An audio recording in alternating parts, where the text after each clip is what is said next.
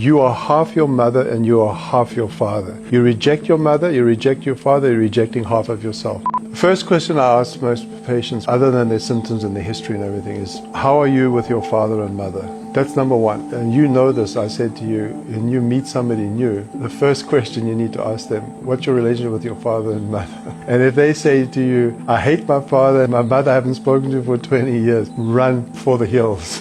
Why? Because that creates a discordance in the epigenetic transfer of energy through the family system, and that entanglement will lead to all sorts of problems in later life. So, the first thing I ask people to do, once I've taken a history, is realign and reconnect with your ancestors and with your immediate parents if there is a disconnect. Try and establish a flow of love through your family system and do your best to realign yourself. How are you going to be accessible to your full life force when you said no to yourself through what you've inherited from your parent? So the first healing impulse is to say yes to your parents, no matter what they've done or not done to you. Bert Hellinger was very clear on this when people used to, I watched him do this, when people used to come to him and they would say that they had an issue with, my mother didn't love me, my mother never took me to my baseball game. He would say, unless you can say yes to your mother and yes to your father, no matter what they did, you don't have accessibility to your life force to live your life in the way you wish to. So you need to find a way to say yes to your parents. You got life from them, that was enough. Everything else after that was a bonus.